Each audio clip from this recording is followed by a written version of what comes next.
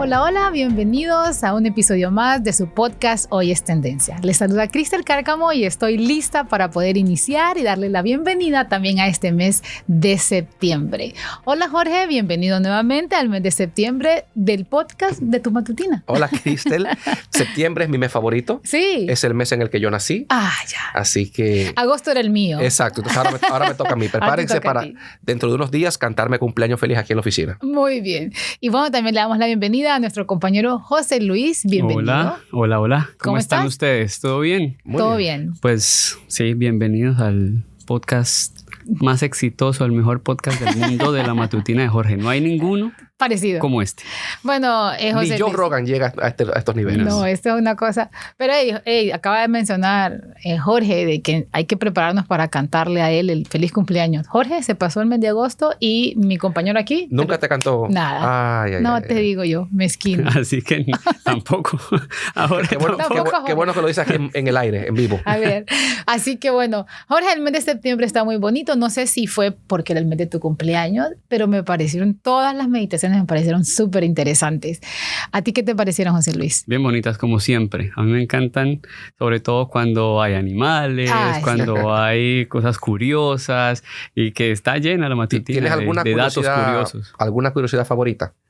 De este mes. De septiembre, por lo menos. Bueno, de septiembre estábamos mirando alguno de cómo los salmones van en contra de la corriente y todo. Es bien interesante eso. Sí, la verdad que sí, esa meditación que igual podemos ya mencionarla, porque aunque no es como en el orden, pero me parece muy interesante que esa meditación me llamó mucho la atención, especialmente... Bueno, el título era Contra la Corriente.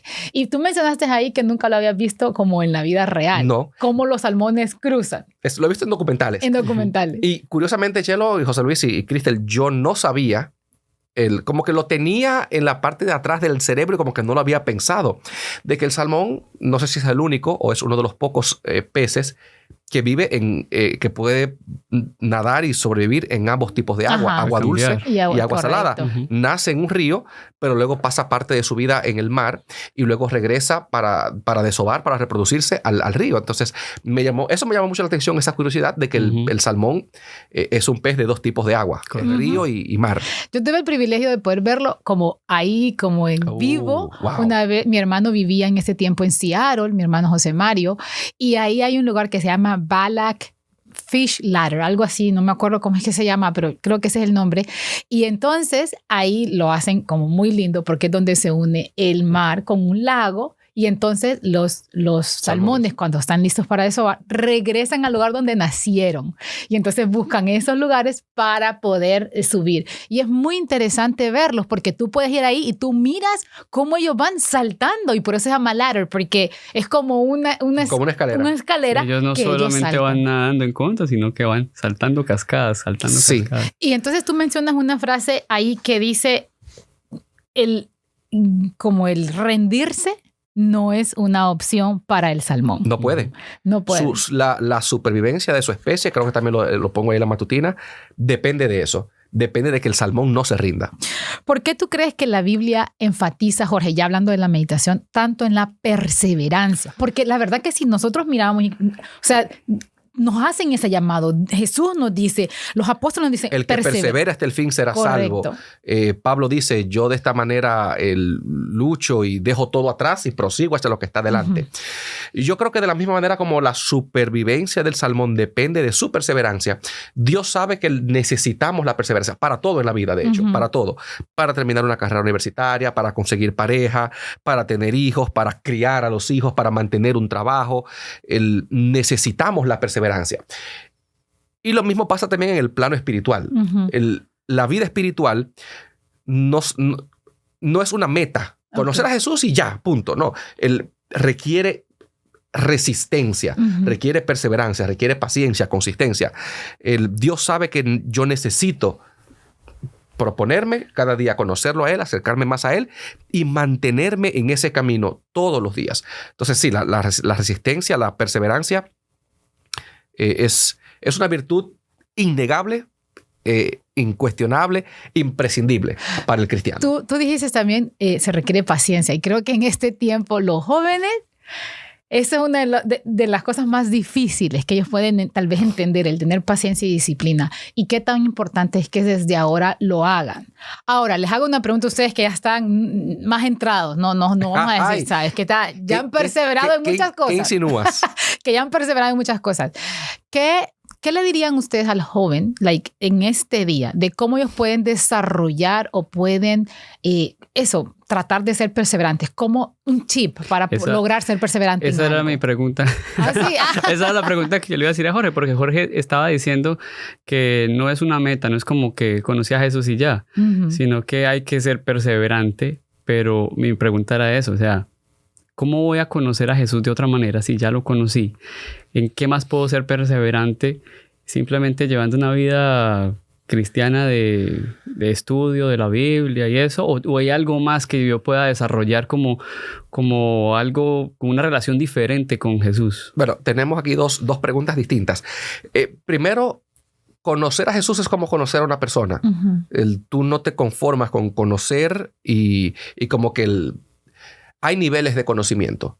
Una cosa es ser conocidos, saber quién es esa persona, qué hace con su vida.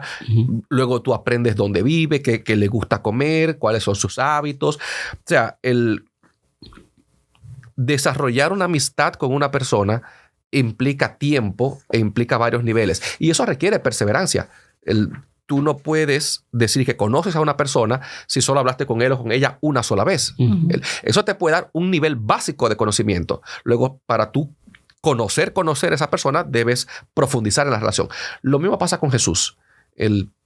Yo puedo leer en la Biblia o alguien puede contarme que Jesús te quiere salvar, que Jesús te ama. Y eso es conocer a Jesús. Es lo más básico. Saber que Jesús me ama, que Él me quiere salvar, que Él murió por mí. Pero luego yo puedo llegar a un nivel más profundo de conocimiento. De hecho, Pablo dice en sus cartas que él quiere conocer a Jesús de la misma manera como Jesús lo conoce a él, o sea, conocerlo todo de Jesús. Y por supuesto, eso es algo que requiere la eternidad.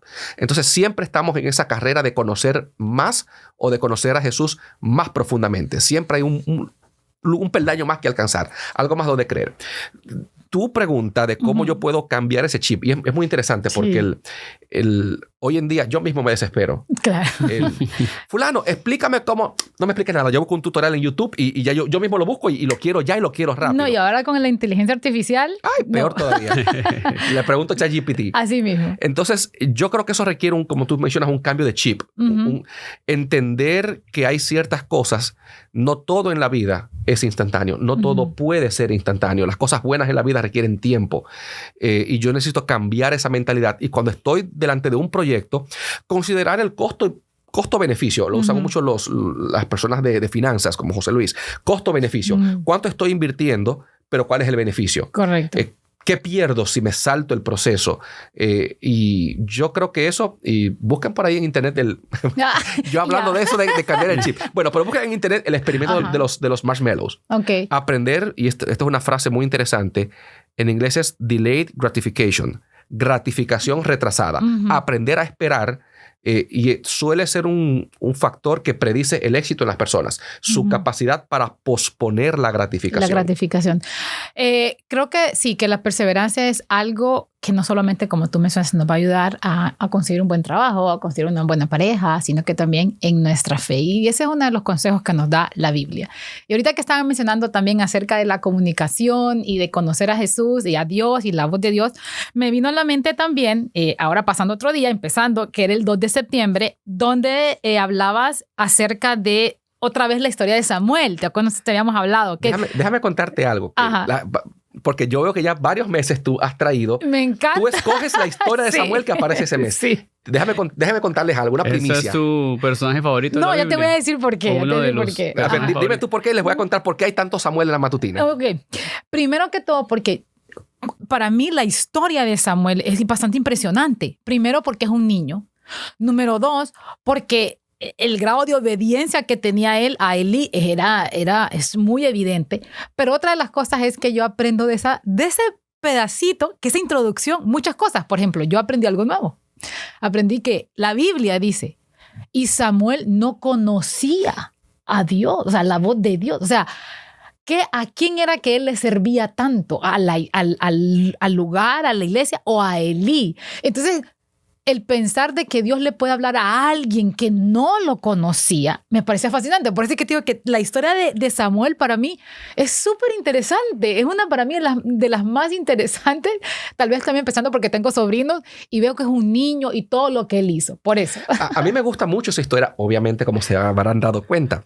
Pero hay una razón por la cual aparece tantas veces, creo que aparece 7 veces en la matutina. Y es porque en el año 2011 yo empecé a escribir. En aquel tiempo Facebook usaba notas, creo que se llamaba. Que tú hacías escritos y los ponías en tu Facebook. Y yo empecé y etiquetaba a todos mis amigos. Y entre esos amigos estaba una persona que había sido mi profesor en la universidad, el pastor Vladimir Polanco. Y yo le etiquetaba y yo hice una serie de varias meditaciones sobre el llamado de Samuel. Samuel capítulo 3, primera de Samuel capítulo 3. Hice varias meditaciones. Y el pastor Polanco en una me dice, Jorge, tú escribes bien. Y te gustaría aprender a escribir. Me recomendó unos libros. Y gracias a esa interacción, yo soy editor. Mira. Cuando empecé a escribir la matutina, dije, déjame buscar esas meditaciones que yo escribí para Facebook hoy estamos en 2025, hace ya 13 años, 14 años. Déjame tomarlas, modificarlas, editarlas, mejorarlas, darles formato de matutina y colocarlas en la matutina como una especie de agradecimiento para recordarme a mí mismo. Bueno, la perseverancia, tú siembras hoy y no sabes lo que vas a cosechar. De eso, Salomón lo dice en Eclesiastés, mantente siempre haciendo cosas porque tú no sabes cuál va a dar resultado. Lo coloqué ahí tantas veces, son esas meditaciones de hace 14 años, reestructuradas para recordarme a mí mismo lo importante que es sembrar y no rendirse. Pero mira que eso tiene ahora creo que da más, en mi cabeza me da más como... sentido lo que te voy a decir también, porque ahí hablamos del llamamiento de Samuel y hablamos acerca de que escuchó la voz de Dios. En estos días ahora, esa era lo que yo traía, en estos días ahora, pocas veces, no voy a decir nunca, pero lo que pasa es que a mí no me ha pasado, escuchar la voz de Dios de manera tan clara. Puede ser que la manera que Dios te estaba hablando a ti en ese momento o preparándote era a través de esas meditaciones. Wow. Y entonces, mira, yo me pongo a pensar, estaba yo en la conferencia general entrevistando a Alberto Tim, uno de los pensadores de nuestra iglesia de este tiempo, de los más grandes que tenemos en estos momentos. Y él dijo una frase que me impactó. Dijo, no confíen mucho en la gente que dice que Dios le habla todos los días, que escuchan la voz de Dios, la voz de Dios. Hay que tener un poco de cuidado con eso. Fíjate que a mí me alegró. Porque yo digo, ay, gracias. Yo me contaba ahí también. No, yo decía, ay, gracias a Dios, porque yo tengo tantos años dentro de la iglesia y yo decía, ojalá que uno escuchara la voz de Dios de esa manera tan clara, tan clara. Y mi pregunta venía, ¿cómo los jóvenes pueden estar seguros de que, aunque no escuchen la voz de Dios, que Dios les está hablando? ¿A través de qué situaciones? O tal vez como añadiéndole un poquito a la pregunta, hay como una relación entre la vida espiritual de cada persona y escuchar la voz de Dios. Claro que sí, la vida espiritual consiste en escuchar todos los días la voz de Dios. Pero de la manera como... Ahí vamos, ahí vamos. Yo creo que todos tenemos la oportunidad de escuchar a Dios todos los días. Por algo le decimos a la Biblia, la palabra de Dios. O sea, cada vez que yo leo la Biblia, yo estoy escuchando la voz de Dios. Ya hay otra, por supuesto, hay otra capa, podríamos así decirlo, donde yo puedo de manera activa, son casos muy escasos, como tú mencionas, escuchar de manera audible la voz de Dios. Pero también Dios a todos nos habla, y creo que Job utiliza esa frase, algunas veces por sueños, otras veces por susurros, dice el patriarca Job. Dios te puede hablar a través de la naturaleza, a través de una interacción, a través del consejo de un amigo. ¿Y cómo tú sabes si lo que estás escuchando es la voz de Dios? Bueno, porque va a estar de acuerdo con lo que ya Él ha dicho en su palabra y con el plan que Él tiene para ti, que es salvarte. Lo único que Dios quiere para cada persona es que obtenga la salvación. Entonces, ¿tú quieres escuchar la voz de Dios todos los días? Lee la Biblia. Es la forma más fácil de escuchar la voz de Dios. Lee la Biblia.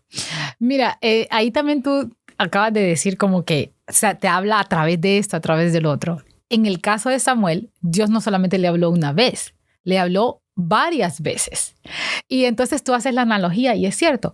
¿Cuántas veces Dios no nos ha llamado de diferentes maneras? Tal vez que no hagamos algo, que no vayamos por ese lado. Y nosotros estamos diciendo como, tratando de huirle a eso, ¿verdad? Pidiendo tal vez algo más claro. Y fíjate cuál fue la diferencia en la experiencia de Samuel. Samuel contó con un mentor. Vemos a Samuel en la historia como el niño bueno, pero la Biblia dice, y me gustó que tú lo mencionaste ahorita, Samuel no conocía a Dios. O sea, Samuel estaba sirviendo, vivía ahí en el templo, dormía cerca del arca del pacto y no conocía la voz de Dios. Entonces, ¿cómo Samuel llegó a reconocer la voz de Dios? Un mentor, una persona mayor que él, que se dio cuenta de lo que estaba, tenía percepción, una percepción más avanzada, y le dijo, Samuel, lo que está pasando no soy yo que te estoy llamando, es Dios. Cuando vuelvas a escuchar, haz esto. Y especialmente los jóvenes que nos están viendo en las redes y en YouTube, ¿quiénes son tus mentores? ¿Quiénes son esas voces de experiencia que tú escuchas, con las que tú cuentas, a quien tú le pides un consejo? Un padre, un amigo, tu pastor, un maestro. Escoge bien a tus mentores, porque tus mentores te pueden encaminar en la dirección correcta, es decir, esto es Dios que te está hablando, o te pueden llevar por un camino equivocado. Así que además de leer la Biblia, además de desarrollar una relación personal con Dios, tener un buen mentor, contar con un buen mentor es fundamental para aprender a escuchar la voz de Dios. Lo otro es que yo no sé si Samuel tal vez estaba esperando escuchar la voz de Dios como de manera sonora, ¿no? Él tal vez no tenía esa expectativa de que Dios me va a hablar, y nosotros a veces sí estamos esperando como que Dios nos diga lo que nosotros queremos escuchar, y entonces tal vez nos frustramos porque decimos, Dios no me está hablando, pero tal vez nos está hablando y de otra manera. Tal vez como Samuel no estaba esperándolo. Claro, y como seres humanos, cuando la respuesta es no, decimos, no, pero ¿estás seguro? Piénsalo otra vez, Señor, piénsalo otra vez. Repíteme de nuevo, que no escuché bien la primera vez. Así mismo, así que la historia de Samuel tiene muchos matices muy bonitos que nos pueden ayudar en nuestra vida espiritual, especialmente a los jóvenes, ayudarlos a escuchar la voz de Dios, a que Dios está llamando. Y bueno, podríamos parar, de verdad que podríamos pasar todo este episodio hablando acerca de todos esos pequeños detalles de la historia. Y por eso te digo que yo invito a los jóvenes que lean de nuevo estas historias. Hablábamos con José Luis, creo que ayer comentábamos algo así, que ahora que uno va creciendo, va madurando también en su vida espiritual, la Biblia y las historias de la Biblia, correcto, comienzan a tener otro sentido. Y yo estoy seguro que ahora que también estás en tu faceta de padre, a crecer, ¿no? Ajá, claro, que empezamos a crecer. Empiezo a tener otra perspectiva de la vida. Pero digamos, tú que ahora que eres padre, tú te das cuenta de un montón de cosas y de analogías que están en la Biblia y que tú también puedes tomar en cuenta. Te la voy a poner sencilla. Cuando yo era más joven, de lo joven que soy ahora, claro. Yo me identificaba con Samuel. Yo quiero escuchar la voz de Dios, y si Dios me llama, ¿cómo lo voy a contestar? Pues es a eso mismo a lo que yo me refiero. Ahora que soy padre, hay que tener esa expectativa, porque de pronto uno se puede frustrar. Sí, pero ahora que soy padre, yo pienso, bueno, ¿cómo puedo yo educar a mi hijo para que cuando Dios le hable a él lo reconozca? O sea, ahora yo me veo como Elí. ¿Cómo puedo yo ser un mentor espiritual para mi hijo para que cuando Dios le hable a él o lo llame a él o le dé una tarea a él pueda reconocer su voz? Correcto. Ahora esa es mi prioridad. Es que es súper importante. Y fíjate que estamos... la gente siempre está viendo lo que estamos haciendo y esa es una realidad, no solamente porque seamos cristianos, pero nuestros amigos, como pertenecemos a un grupo, ya sea en la iglesia, en tu universidad, siempre tus acciones van a reflejar eso. Y eso quería darlo como introducción para el 9 de septiembre de uno de las meditaciones que me pareció muy chistosas, porque yo dije, me hiciste recordar hace mucho tiempo qué era lo que estaba sucediendo en mi cabeza cuando decidí unirme a Instagram.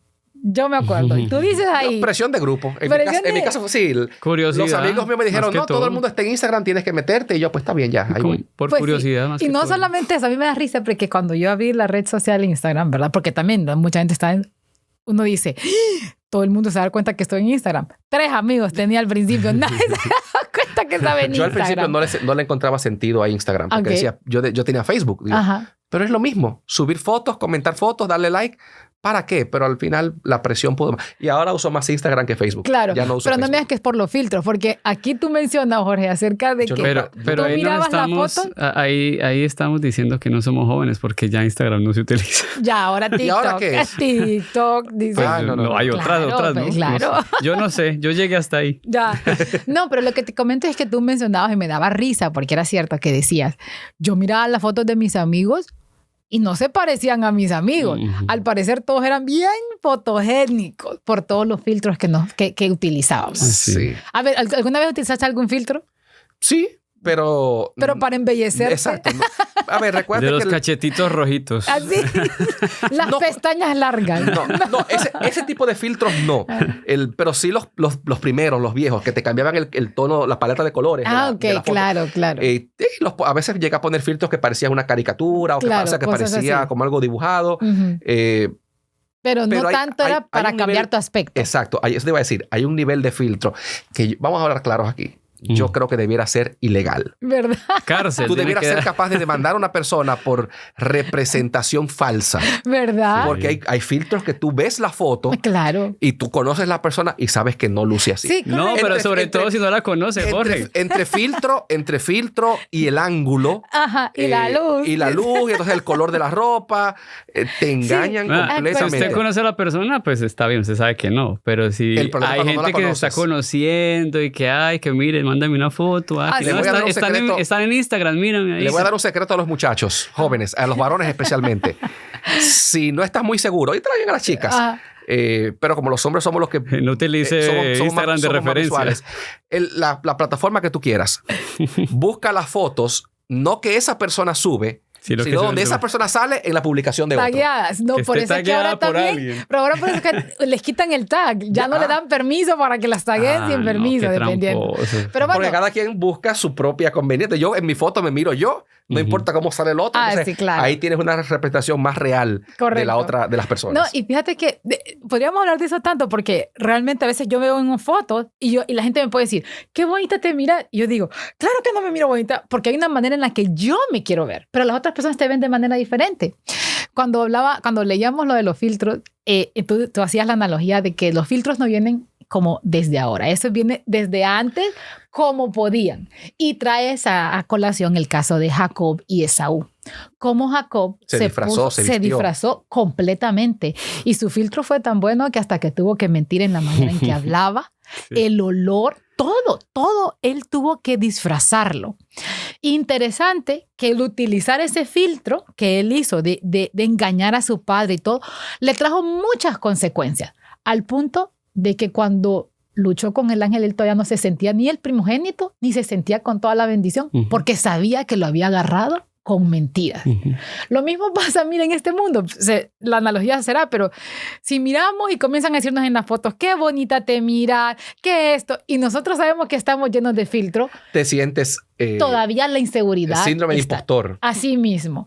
Entonces, me gusta mucho. Es bastante desgastante llevar una vida con filtros todo el tiempo. Y eso mismo lo mencionábamos ahí, que decía que la vida debería de ser sin filtros hasta espirituales. Y les hago una pregunta. En estos días de ahora, ¿qué filtro espiritual creen que los jóvenes se colocan? Que ellos no quisieran que la gente mirara. ¿Que no quisieran que la gente mirara? Sí, ¿O correcto. Que quieren que vean? ¿Qué es lo que ellos esconden? ¿Qué filtro utilizan para esconder esas cosas? ¿Como cristianos, dices? Ajá, como cristianos. ¿Qué creen que...? Yo me he dado cuenta de dos, por lo menos, al lidiar con jóvenes. Número uno, existe mucha inseguridad de la salvación. Muchos jóvenes que van a la iglesia, que llevan vidas cristianas, que leen su Biblia, que leen su matutina. Espero que la lean todos los días. Anuncio no pagado.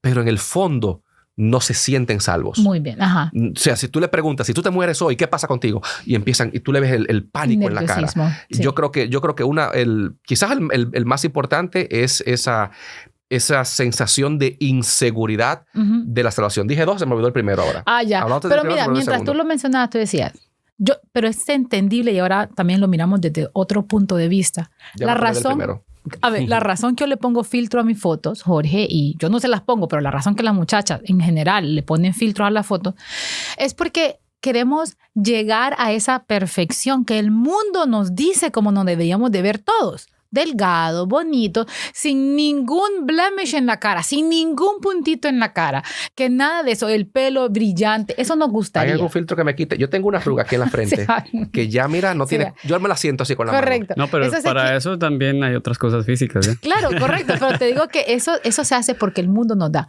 Pero mira, Jorge, la inseguridad de nuestra salvación también en ocasiones viene por lo que escuchamos, porque la gente nos presenta esta vida espiritual perfecta, que para nosotros es imposible llegar también ahí, y para los jóvenes.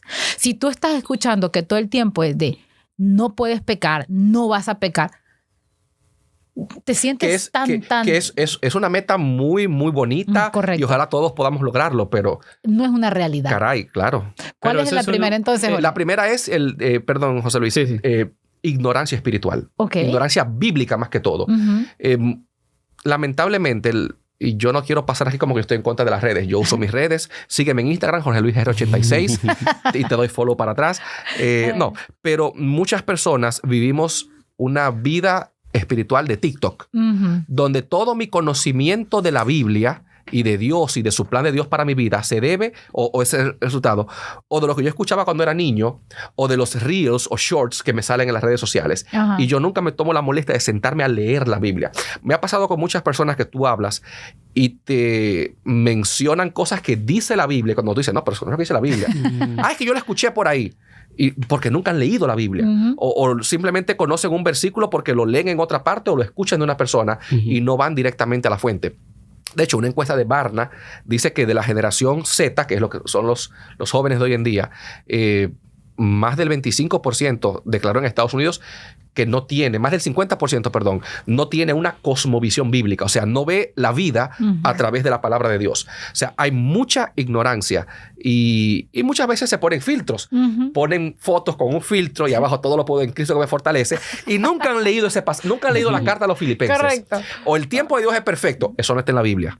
Esa frase con no fotos está que no tienen nada que ver con Pero el texto. mira, eso es súper interesante lo que estás diciendo, porque eso se ha hecho tan viral. No solo ese texto así de el tiempo de Dios es perfecto, y la gente de verdad están asumiendo de que todo lo que se postea ahí es real. Antes decíamos, lo leí, ahora siempre decimos, yo lo vi en Instagram o lo vi en TikTok. Así que cuando estabas haciendo la analogía de sin filtro, yo, fíjate que pensé para mí misma, yo dije, yo tengo que aprender a vivir una vida sin filtro, no solamente espiritual, sino que también como en mi vida cotidiana, porque siempre hay alguien que te está viendo. Y cuanto más perfecto nosotros queramos ser, más daño le hacemos a las personas. ¿Qué fue lo que le pasó a Jacob? Así mismo. La misma pregunta que su papá le hizo, ¿quién eres tú? Cuando él entró vestido de su hermano, fue la pregunta que Dios le hizo cuando luchó con el ángel en el río. ¿Cuál es tu nombre? Y ahí delante de Dios, Jacob se dio cuenta que ya no podía engañar. Los filtros no valen. Así es. Dios lo ve todo. Ahí yo no puedo decir, es que yo, y mírame que así soy yo. Nada, ahí no hay nada que vale. Cuando yo aprendo a presentarme de manera genuina delante de Dios, como yo soy realmente, también pierdo el miedo de presentarme genuinamente delante de los demás. Así es. Que me vean como yo soy, con mis defectos, con mis faltas. Y bueno, aquí estoy, porque ya yo lo hice delante de Dios y Dios me dio su bendición. Bueno, eso es un filtro que tal vez en la iglesia está... como que los jóvenes se ponen bastante. Estar aceptados por la iglesia es algo que ellos quieren y quieren hacerse ver como que van con su Biblia o como que se sientan y siempre son como calladitos y están siempre de acuerdo con todo y son los primeros que se arrodillan. No sé, a mí me parece a veces que es bastante desgastante, como lo estaba diciendo. Vivir así cuando... yo siento que no debería ser tan pesado. Sí, correcto, porque también una vida con filtro es muy difícil llevarla para siempre. Realmente la invitación de hoy es esa, es que Dios te ama sin filtros. Él te conoce. Y que no importa tampoco como las personas que están alrededor. Claro. O sea, no tienes que caerle bien a todo el mundo solamente porque no se ve tan santo como el pastor, tan santo como el hermano, no, todos somos distintos. Todos somos distintos. No tiene nada que ver la santidad que nosotros podamos mostrar, que esté desde afuera, que la que tengamos nosotros adentro por la relación que tenemos con Dios. No se mide por nada que tú puedas mostrar en realidad. Cuando tú lees la Biblia, la santidad se mide por qué tan dedicado tú estás a Dios. Porque eso es santo, apartado para Dios. Así que no la podemos medir por nada. Por la ropa. No hay un pero filtro, sí se puede poner ese filtro. Así mismo. Pero esos filtros, cuando miramos esos filtros, así son demasiado fake. Así que la invitación es que Dios, mi querido joven, te ama sin filtros. Incluso también la invitación es que sean valientes, que se demuestren, que siempre demuestren quiénes son ustedes de verdad. Y ahí vamos a encontrar la belleza y lo que Dios ha hecho por ustedes. Bueno, se nos acabó el tiempo, se nos fue rapidísimo, pero yo quiero invitarlos a que lean todo el mes de septiembre. Hay una en especial que habla acerca de Michael Jordan el mejor jugador de baloncesto de todos los tiempos. ¿Por qué lo dices así, Jorge? Por mis amigos lebronistas. Así mismo. Y entonces hacen una analogía muy linda. Así que yo los invito a que vayan después que la comenten y que también le puedan pelear a Jorge si es LeBron o si es Michael Jordan. Yo estoy de acuerdo. Yo estoy Vamos de acuerdo con Jorge. a entrar en la discusión. ¿Estás de acuerdo con Jorge? Sí, porque es que yo soy de esa época. Entonces, todos los que somos de esa época creemos que Jordan es el mejor. Pero mira, aunque Jordan es el mejor jugador del mundo, déjame decirte que estaba leyendo de que trató de vender su casa por no sé cuántos millones y no la ha podido vender y estuvo 14 años en el mercado y hasta ahorita la vendió como por 1/3 del precio. Ni porque era el más famoso del mundo la pudo vender. Wow. Estaba pidiendo mucho. Así que bueno, gracias por estar con nosotros. Los esperamos en el mes de octubre, que ya solo nos van a hacer falta 3 mesecitos para finalizar el año, pero vamos a estar aquí siempre pendientes. Que el Señor les bendiga y por favor compartan este podcast.